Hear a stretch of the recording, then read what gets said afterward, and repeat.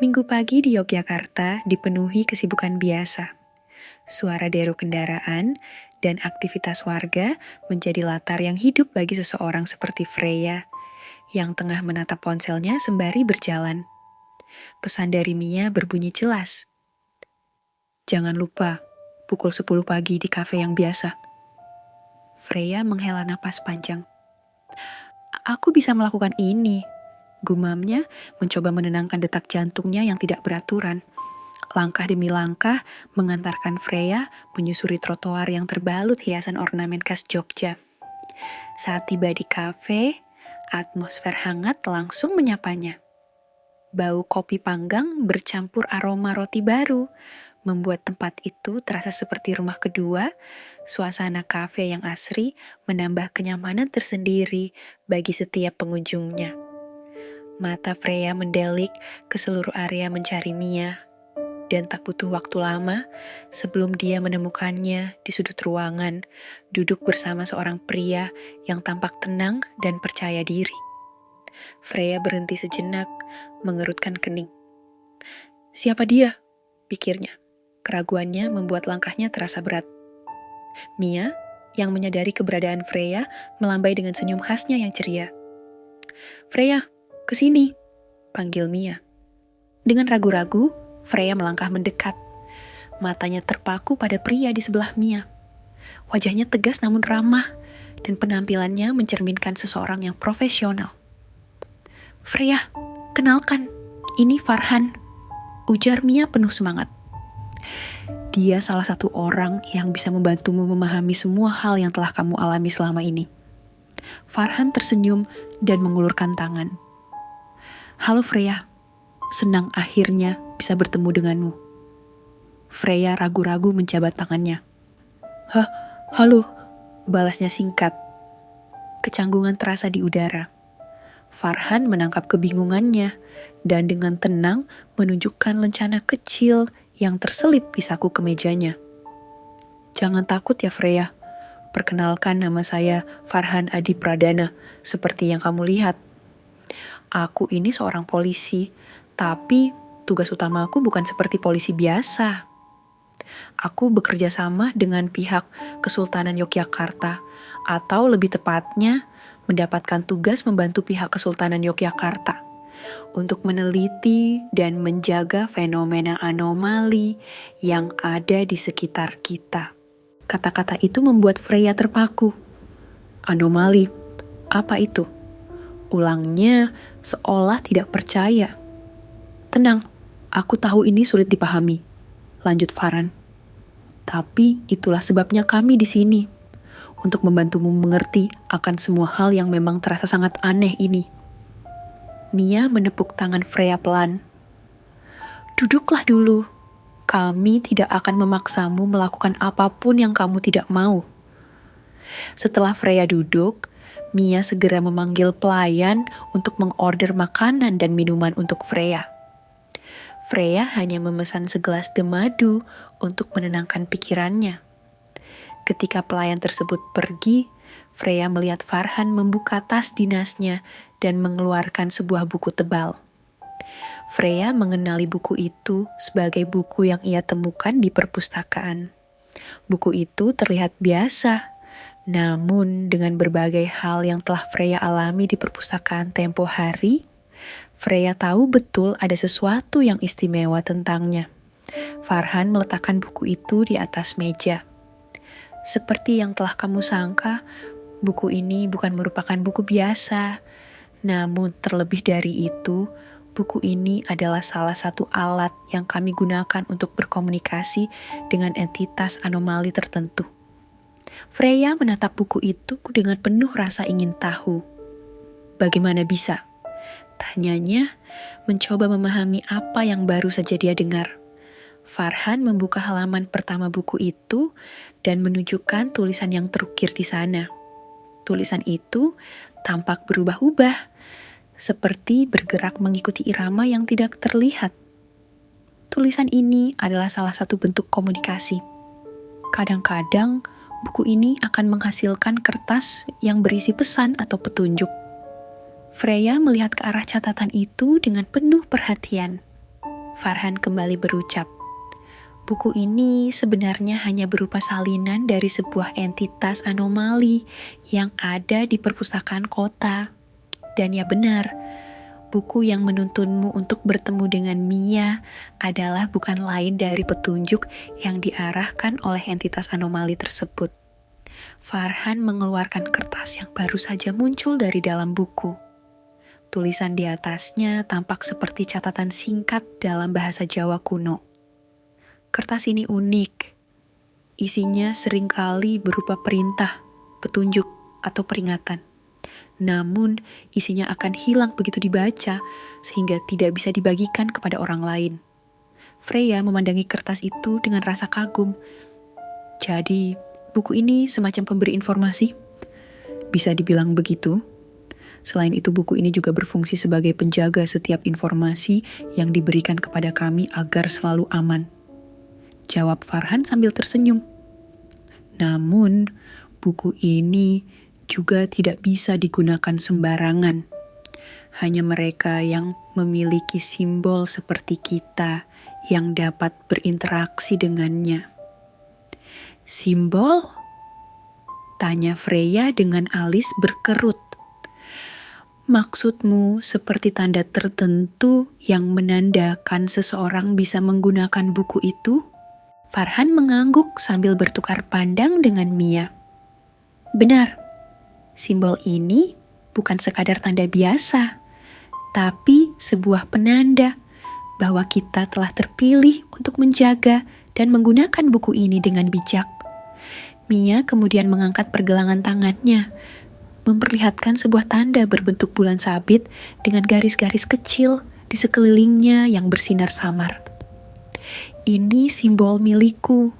Setiap orang yang terpilih memiliki simbol berbeda sesuai dengan peran mereka. Freya menatap tanda itu dengan penuh rasa ingin tahu, lalu menoleh ke arah Farhan.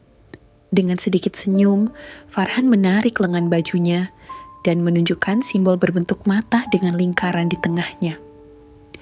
Dan ini milikku. Setiap simbol memiliki makna dan fungsi yang unik. Freya mengerutkan kening. Jadi, kalian berdua memiliki tanda itu sejak awal. Bagaimana dengan aku? Mia dan Farhan kembali bertukar pandang sebelum akhirnya Mia menggenggam tangan Freya dengan lembut. Sebenarnya, kau juga memiliki simbol, Freya. Freya tersentak, terkejut. Apa? Mia membalikkan telapak tangan Freya dan menunjuk ke sebuah tanda merah berbentuk akar dengan bulatan di ujungnya. Ini, simbolmu sudah ada sejak lama. Hanya saja mungkin kau belum menyadarinya. Freya menatap tanda di tangannya dengan perasaan campur aduk. Ia baru menyadari bahwa tanda itu memang selalu ada di sana. Tetapi, ia tidak pernah berpikir bahwa itu memiliki makna yang lebih dalam. Aku tidak pernah tahu kalau ini lebih dari sekadar tanda biasa, gumamnya. Farhan tersenyum kecil. Itu wajar. Kebanyakan dari kita tidak langsung memahami makna simbol yang kita miliki sebelum akhirnya simbol itu terbangkitkan. Namun, sekarang kau tahu bahwa tanda ini adalah bagian dari sesuatu yang lebih besar. Freya masih menatap telapak tangannya. Pikirannya dipenuhi pertanyaan. Tapi, aku tidak ingat bagaimana aku mendapatkannya, katanya pelan. Mia menatap Freya dengan serius. Sebenarnya, berdasarkan ceritamu kemarin, Freya, kami menduga kau mendapatkannya ketika bertemu dengan entitas yang ada di taman. Freya mengangkat wajahnya, terkejut. Entitas, maksudmu makhluk aneh yang kutemui di taman itu? Farhan mengangguk. Kami pernah mendengar tentang sosok itu. Tidak banyak yang tahu apa tujuannya, tetapi ada yang mengatakan bahwa kehadirannya selalu berkaitan dengan simbol-simbol seperti milik kita. Freya menggigit bibirnya, mencoba mengingat. Ia memang pernah mengalami kejadian aneh di taman, di mana ia merasa dunia di sekelilingnya berubah sesaat. Lalu tanda di tangannya mulai bersinar untuk pertama kalinya. Saat itu, ia mengira hanya berhalusinasi. Jadi, entitas itu yang mengaktifkan simbolku? Bisiknya. Mia dan Farhan saling berpandangan. Itulah yang masih kami pertanyakan, kata Mia akhirnya. Apakah itu memang tidak sengaja? Ataukah entitas tersebut memiliki maksud tertentu saat mendekatimu? Freya merasakan ketegangan merambat ke dalam dirinya. Jika entitas itu memang memiliki tujuan lain, apakah itu berarti ia telah masuk ke dalam sesuatu yang jauh lebih besar daripada yang pernah ia bayangkan? Farhan menambahkan, buku ini bukan hanya alat komunikasi, tetapi juga sebuah penghubung ke dunia yang lebih luas, ke entitas yang mungkin kamu sebut anomali. Mia, yang sejak tadi diam, akhirnya angkat bicara. Freya, simbol di tanganmu bisa juga merupakan tanda bahwa kamu telah dipilih oleh entitas anomali tersebut. Mereka tidak selalu terlihat, tapi mereka ada di sekitar kita, menjaga keseimbangan dunia ini. Mia menambahkan, simbol ini adalah tanda tugas kami, kata Mia. Dan milikmu mungkin memiliki arti yang lebih besar dari yang kita duga. Freya merasa tubuhnya merinding. Jadi, apa yang harus aku lakukan dengan semua ini? Apakah aku akan mendapatkan masalah dengan semua ini? Ucap Freya dengan nada bergetar. Farhan menyesap kopinya, kemudian berkata, Freya, aku tahu semua ini membingungkan, tapi kamu harus tahu, keberadaan simbol itu bukan kebetulan. Setiap simbol yang muncul di tubuh seseorang menunjukkan adanya hubungan dengan entitas tertentu. Dalam kasusmu, kami belum tahu pasti entitas mana yang telah memilihmu. Tapi, kami punya cara untuk mencari tahu. Freya mengerutkan kening. Apa maksudnya entitas itu memilihku? Mia menjelaskan dengan nada lembut. Entitas anomali itu tidak selalu jahat atau berbahaya. Sebagian besar dari mereka hanya berusaha menjaga keseimbangan dunia ini. Kadang-kadang mereka membutuhkan bantuan manusia untuk melakukannya. Itulah mengapa mereka memilih seseorang yang mereka anggap layak. Farhan menambahkan, tugas kami adalah memastikan bahwa interaksi antara manusia dan entitas tetap aman. Tidak semua orang bisa melihat atau berinteraksi dengan mereka. Kamu adalah salah satu yang langka. Freya masih merasa ragu. Tapi aku tidak tahu apa-apa tentang ini. Aku hanya seorang siswa biasa. Mia tersenyum. Tidak ada yang biasa tentangmu, Freya. Simbol itu adalah buktinya. Farhan menutup buku itu dan menatap Freya dengan serius. Untuk saat ini, kami ingin mengajakmu ke tempat kami bekerja. Ada banyak hal yang perlu kamu pelajari, terutama jika simbolmu mulai bereaksi. Freya langsung merasa tegang. Tapi aku masih sekolah. Lagi pula, kakekku pasti tidak akan mengizinkan aku pergi dengan orang asing. Mia tersenyum hangat. Kami tidak memintamu memutuskan sekarang, tapi kami ingin kamu tahu bahwa ini bukan sesuatu yang bisa kamu abaikan. Farhan mengeluarkan sebuah kartu dari saku kemejanya. Voucher kunjungan ke Keraton Yogyakarta. Ini alasan resmimu. Katakan saja pada kakekmu bahwa ini adalah bagian dari program edukasi. Kami akan menunggumu di sana minggu depan. Freya memandang kartu itu dengan ragu, tetapi akhirnya mengangguk. Baiklah, aku akan mencoba. Namun, bagaimana aku bisa menemukan kalian di sana? Keraton adalah tempat yang sangat luas. Mia dan Farhan tersenyum bersama. Ikuti saja tour guide saat kamu mengunjungi keraton nanti.